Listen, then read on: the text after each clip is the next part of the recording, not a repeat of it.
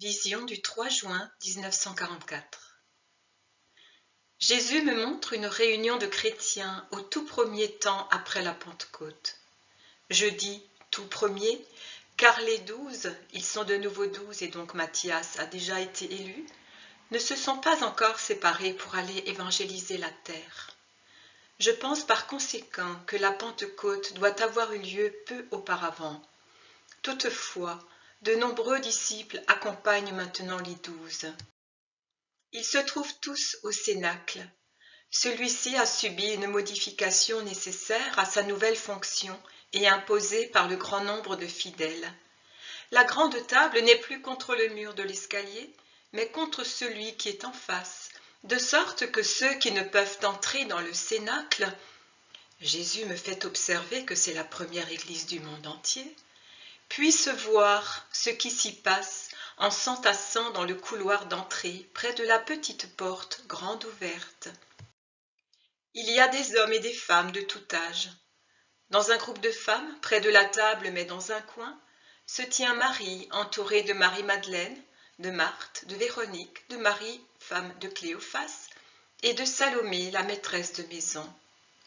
Je les nomme comme cela me vient, et non pour les classer d'une manière spéciale.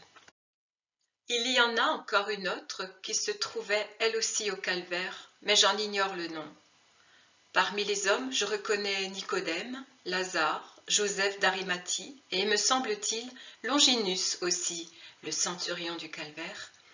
Mais il est, disons, en permission, car il n'est pas en tenue militaire, mais porte un vêtement long et grisâtre, comme s'il était un habitant quelconque. Peut-être l'a-t-il mis pour ne pas être reconnu. Je ne sais pas. Je n'en connais pas d'autres. Pierre parle pour instruire l'assemblée. Il raconte encore une fois la dernière scène. Je précise encore, car il le dit lui-même.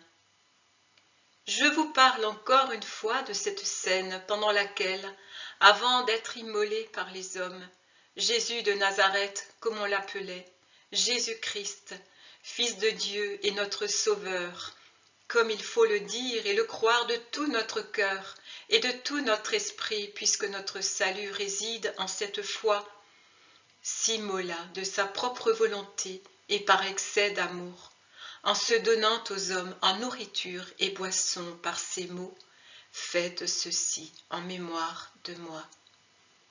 Et c'est ce que nous faisons. Mais, ô hommes, vous devez croire ce que nous, ses témoins, nous croyons, que son corps et son sang, ce corps et ce sang qui appartiennent à un Dieu, Fils du Dieu très haut, et qui nous ont été crucifiés et répandus pour nous, se trouvent en ce pain et ce vin, offerts et bénis comme il l'a fait, en souvenir de lui et pour obéir à son commandement. Croyez et bénissez le Seigneur qui nous laisse ce signe éternel de pardon, à nous qui l'avons crucifié. Croyez et bénissez le Seigneur qui permet à ceux qui ne l'ont pas connu quand il était le Nazaréen, de le connaître maintenant qu'il est le Verbe incarné, retourné auprès du Père. Venez et prenez, écoutez les paroles qu'il vous a dites. Il l'a dit lui-même, « Celui qui mange ma chair et boit mon sang aura la vie éternelle. » Sur le moment, nous n'avons pas compris. Pierre pleure. Nous n'avons pas compris parce que nous étions lents à comprendre. Mais maintenant, l'Esprit Saint a enflammé notre intelligence, fortifié notre foi, infusé en nous la charité, et nous comprenons. Et au très haut nom de Dieu, du Dieu d'Abraham, de Jacob, de Moïse, au très haut nom du Dieu qui a parlé à Isaïe, à Jérémie et à Ézéchiel, nous vous jurons que c'est la vérité, et nous vous conjurons de croire pour avoir la vie éternelle. Pierre est plein de majesté quand il parle. Il n'a plus rien du pécheur, un peu rustre qu'il était il y a peu de temps encore. Il est monté sur un tabouret, car avec sa petite taille, Il ne serait pas vu des plus éloignés s'il était resté les pieds au sol, alors qu'il veut dominer la foule. Il parle sur un ton mesuré, d'une voix juste, et il a les gestes d'un véritable orateur. Ses yeux, qui ont toujours été expressifs, sont maintenant plus éloquents que jamais. Amour, foi, autorité, contrition, tout transparaît dans son regard, annonce et renforce ses paroles. Il descend maintenant du tabouret, passe entre la table et le mur, puis il attend. Jacques et Jude, les deux frères, étendent une nappe blanche sur la table. Pour ce faire, il soulève le coffre large et bas qui est placé au centre de la table et le recouvre lui aussi d'un linge très fin. Jean va vers Marie et lui demande quelque chose. Elle enlève de son cou une sorte de petite clé et la donne à Jean. Jean s'approche du coffre et l'ouvre en rabattant la partie antérieure qui s'appuie sur la nappe et qui est recouverte d'un troisième linge. À l'intérieur, une séparation horizontale divise le coffre en deux niveaux. Dans le compartiment inférieur, il y a un calice et un plat en métal. Dans le compartiment supérieur, au centre, se trouve le calice dont Jésus s'est servi et le pain qu'il a rompu sur un plat précieux comme le calice. À leur côté se trouve d'une part la couronne d'épines, les clous et l'éponge, de l'autre le suaire, le voile de Marie qui ceignait les reins de Jésus, ainsi que le voile de Véronique. Il y a d'autres choses au fond, mais je ne saisis pas de quoi il s'agit. D'ailleurs, personne n'en parle ni ne les montre.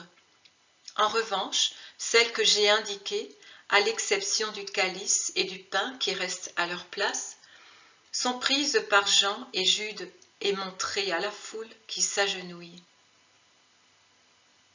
Les apôtres entonnent ensuite des prières, des hymnes à mon avis, car elles sont chantonnées. La foule répond. Enfin, l'on apporte des pains qu'on pose sur le plateau en métal, pas celui de Jésus, ainsi que de petites amphores. Pierre reçoit de Jean, qui est agenouillé de l'autre côté de la table, alors que Pierre est toujours entre la table et le mur, le visage tourné vers la foule, le plat contenant les pains, il l'élève et l'offre. Puis il le bénit et le pose sur le coffre. Jude, lui aussi, à genoux, tend le calice, pas celui de Jésus, et deux amphores dont Pierre verse le contenu dans le calice qu'il offre. Puis il le bénit et le pose sur le coffre. Il prie encore, puis Pierre rompt les pains en de nombreuses bouchées, tandis que la foule se prosterne encore davantage, et il dit « Ceci est mon corps, faites ceci en mémoire de moi. » Il sort de derrière la table, emportant le plat chargé de bouchées de pain, va d'abord vers Marie et lui en donne une. Il passe ensuite sur le devant de la table et distribue le pain. Il reste quelques bouchées qui sont déposées sur le coffre, toujours sur leur plat. Il prend ensuite le calice et le fait tourner dans l'assistance en commençant par Marie. Jean et Jude le suivent avec les petites amphores et en versent le contenu quand le calice est vide. Quand tout est distribué, les apôtres consomment les bouchées restantes ainsi que le vin. L'on chante ensuite un nouvel hymne, puis Pierre bénit la foule qui s'en va peu à peu. Marie, qui était toujours restée à genoux, se lève alors et s'approche du coffre.